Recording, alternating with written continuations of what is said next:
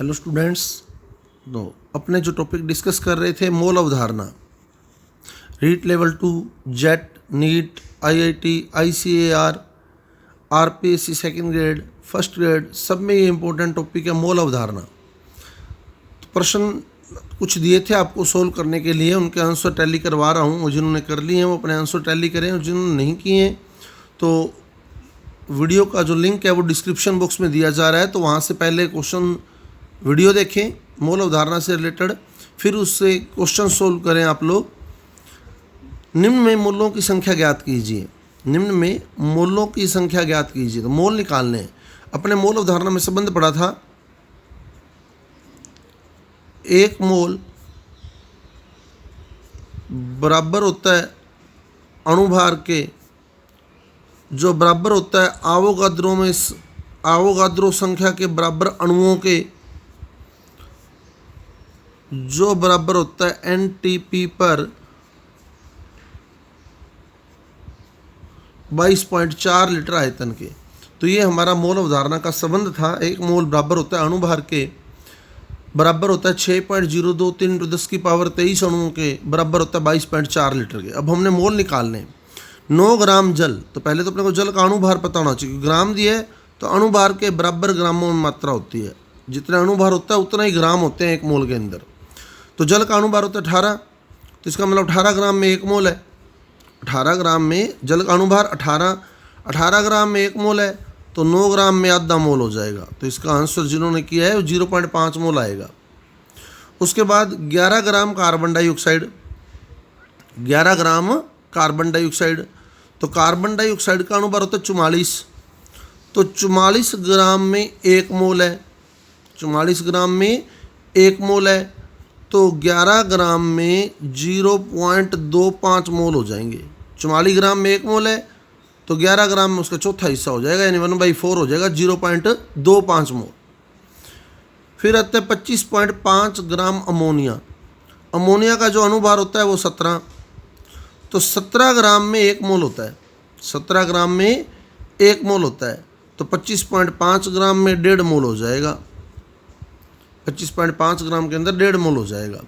फिर 60 gram urea. Urea का जो सूत्र है NH2CONH2, ये सूत्र है यूरिया का, NH2CONH2। तो यूरिया का अणुभार होता है 60, तो 60 ग्राम में इसका एक मोल हो जाएगा। यूरिया में नाइट्रोजन का परसेंटेज इंपॉर्टेंट है। नाइट्रोजन कितने परसेंट होती है यूरिया में, तो वो अपने अणुभार निकाल के सोल्व कर सकते हैं। यूरिया का अणुभार 60 है, 60 में से N कितना है, एक ये रहा, तो 2N है, 2N का हो गया 28, तो N का परसेंट निकालेंगे तो 28/60 × 100, 0 से 0 कट जाएगी, 280/6, तो 6 चौके 24, 6.6666 कंटिन्यू चलता जाएगा। तो यूरिया में जो नाइट्रोजन होती है, इंपॉर्टेंट क्वेश्चन है, यूरिया में नाइट्रोजन का परसेंट कितना है, तो 46.66666% है। आगे चलें अगले क्वेश्चन पे। तो ये आंसर हो गया आपके पहले पार्ट के। दूसरा पार्ट देखें, निम्न का द्रव्यमान ज्ञात कीजिए। तो द्रव्यमान मतलब अणुभार के बराबर मात्रा होती है द्रव्यमान की एक मोल के अंदर। तो जल का जो अणुभार होता है 18, यानी एक मोल में 18 ग्राम होता है। एक मोल में 18 ग्राम होता है। मोल अवधारणा क्या थी, एक मोल बराबर अणुभार बराबर 6.023 × 10⁻23 अणु बराबर एनटीपी पर 22.4 लीटर। ये संबंध था हमारे पास। एक मोल बराबर होता है किसके, अणुभार के बराबर द्रव्यमान के, बराबर होता है 6.023 × 10⁻23 अणुओं के, बराबर होता है एनटीपी पर 22.4 लीटर के। अब उसने कहा 2 मोल जल का द्रव्यमान, तो एक मोल जल का 18 ग्राम, तो 2 मोल जल का 36 ग्राम। द्रव्यमान ज्ञात कर रहे हैं हमारे को, एक मोल जल का 18 ग्राम, तो 2 मोल जल का 36 ग्राम हो गया। फिर कहते हैं 11.2 litre carbon dioxide, 11.2 litre carbon dioxide. तो अब लीटर दिया तो लीटर से सोचेंगे, 22.4 लीटर का 44 ग्राम होता है, 22.4 लीटर का 44 ग्राम होता है। तो 11.2 लीटर का 22 ग्राम हो जाएगा। कार्बन डाइऑक्साइड का अणुभार 44 है, तो 22.4 लीटर का 44 ग्राम है, तो 11.2 लीटर का 22 ग्राम हो जाएगा। फिर आता है 3 मोल अमोनिया। 1 मोल का 22.4 है, 1 मोल का 22.4 है, तो 3 मोल का 67 अणुभार बताना है, उनको द्रव्यमान बताना है। तो 1 मोल का होता है 17, 1 मोल का 17, तो 3 मोल का 51 हो जाएगा। अगर आयतन बताना होता तो आयतन को 3 से मल्टीप्लाई कर देते। 1 मोल का 17 ग्राम, तो 3 मोल का 51 ग्राम। फिर कहते हैं 3.0115 इंटू 10 की पावर 23 यूरिया अणुओं का द्रव्यमान। तो 6.023 इंटू 10 की पावर 23 का यूरिया का जो अणुभार होता है वो 60, तो 6.023 इंटू 10 की पावर 23 का 60 ग्राम, 6.023 इंटू 10 की पावर 23 का 60 ग्राम। तो 3.0115 इंटू 10 की पावर 23 का 30 ग्राम, आधा हो जाएगा उससे। 6 का आधा 3 कर दिया, तो इधर अणुभार का आधा कर देंगे, 60 का आधा 30 कर दिया। तो ये क्वेश्चन हो गया दूसरा अपना। तीसरे क्वेश्चन पर चलें। निम्न का साधारण ताप दाब पर आयतन ज्ञात कीजिए। आयतन ज्ञात करने तो पहले संबंध वापस देख लें एक बार। 1 मोल बराबर होता है किसके? अणुभार के, बराबर होता है 6.023 इंटू 10 की पावर 23 अणुओं के, बराबर होता है NTP पर 22.4 लीटर के।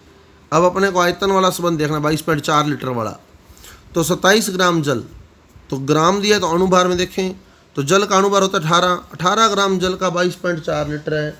18 ग्राम जल का 22.4 लीटर है, तो 27 ग्राम जल का 33.6 लीटर बन जाएगा। 27 ग्राम जल का 33.6 लीटर आ जाएगा हमारे पास। उसके बाद 33 ग्राम कार्बन डाइऑक्साइड, तो 44 ग्राम कार्बन डाइऑक्साइड का 22.4 लीटर होता है। 44 ग्राम का 22.4 लीटर होता है, तो 33 ग्राम का 22.4 इंटू 33/44 हो जाएगा।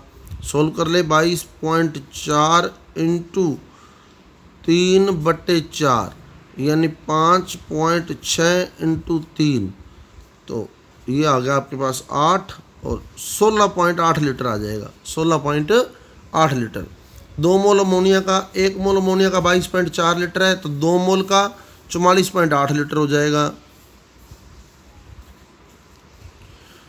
फिर 3.0115 इंटू 10 की पावर 23 यूरिया अणु, तो 6.023 इंटू 10 की पावर 23 का होता है 22.4 लीटर, तो 3.0115, तो 6 का आधा हो गया 3, तो 22.4 का आधा भी हो जाएगा 11.2 लीटर। तो ये हमारा थर्ड क्वेश्चन हो गया। नेक्स्ट और लास्ट क्वेश्चन हमारा, निम्न में अणुओं की संख्या ज्ञात कीजिए। अणुओं की संख्या निकालनी है। अब 4.5 ग्राम जल, तो जल का अणुभार 18 होता है, ग्राम दिया तो अणुभार से रिलेट करना है। 18 ग्राम में 6.023 इंटू 10 की पावर 23 हो गए, तो 4.5 में कितने हो जाएंगे? 6.023 इंटू 10 की पावर 23 इंटू 4.5 बटे 18, तो ये 4 से कट जाएगा। 4 का डिवाइड करेंगे तो 1.00 1.5006 इंटू 10 की पावर 23, तो 1.5006 इंटू 10 की पावर 23 के आसपास आपका आंसर आ जाएगा, नियर अबाउट आंसर आ जाएगा आपका। उसके बाद चले 22 ग्राम कार्बन डाइऑक्साइड, तो 44 ग्राम में 6.023 इंटू 10 की पावर 23 होते हैं, तो 22 ग्राम में 3.0115 इंटू 10 की पावर 23 हो जाएंगे।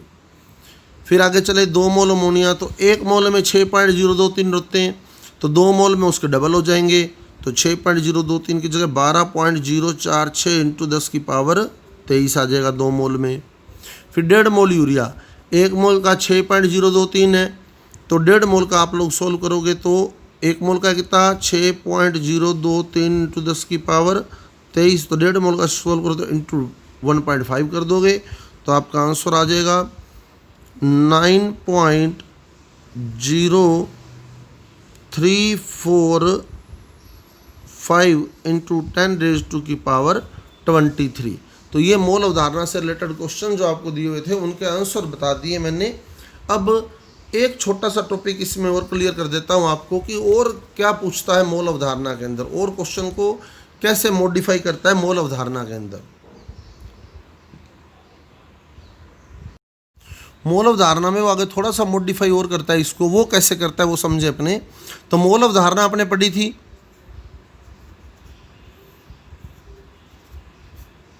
एक मोल बराबर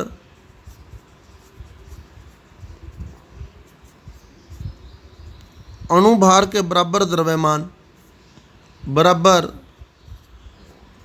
6.023 इंटू 10⁻23 अणु बराबर NTP पर 22.4 लीटर आयतन। ये मोल अवधारणा थी। अब मैं CO2 का एग्जाम्पल ले रहा हूँ। यहाँ CO2 के लिए मैं क्या लिखूँगा, देखो CO2 का पूरा विश्लेषण करूँगा यहाँ।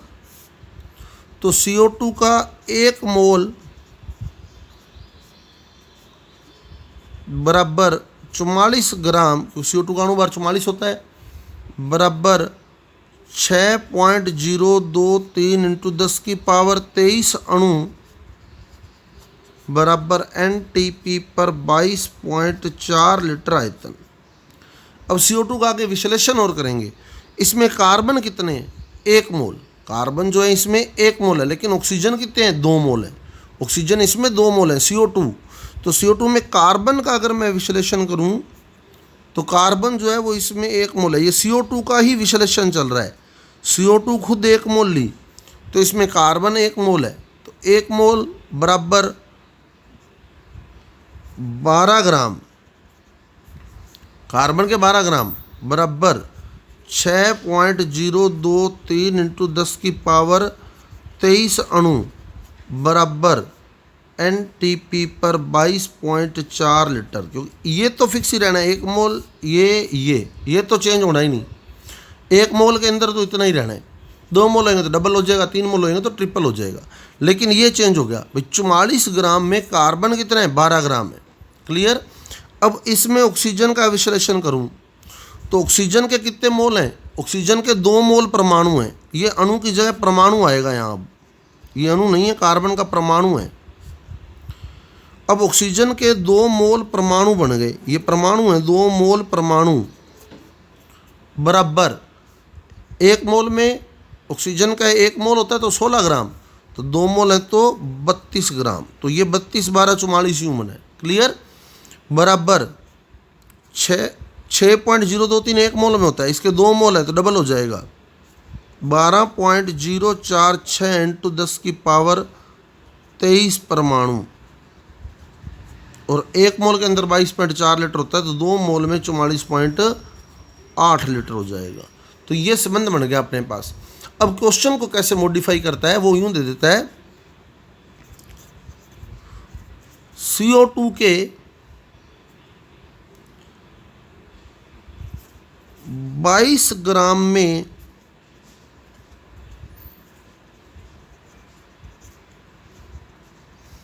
ऑक्सीजन के कितने मोल होंगे। CO2 के 22 ग्राम में ऑक्सीजन के कितने मोल होंगे। अब कैसे सोल्व करेंगे, ये पूरा डिटेल सोल्व कर ली हमने इस अणु की। बेकार CO2 1 मोल है तो इसमें कार्बन 1 मोल है, ऑक्सीजन 2 मोल है। ये पूरी डिटेल सोल्व कर ली हमने इस अणु की। अब हमारे को पता है जब CO2 के 44 ग्राम थे तो ऑक्सीजन के 2 मोल थे। CO2 के 44 ग्राम थे तो ऑक्सीजन के 2 मोल थे। अब क्वेश्चन देखो वापिस, CO2 के ग्राम और ऑक्सीजन के मोल में संबंध पूछा है, तो CO2 के ग्राम और ऑक्सीजन के मोल में संबंध पूछा है। तो CO2 के 44 ग्राम है तो ऑक्सीजन के 2 मोल हैं।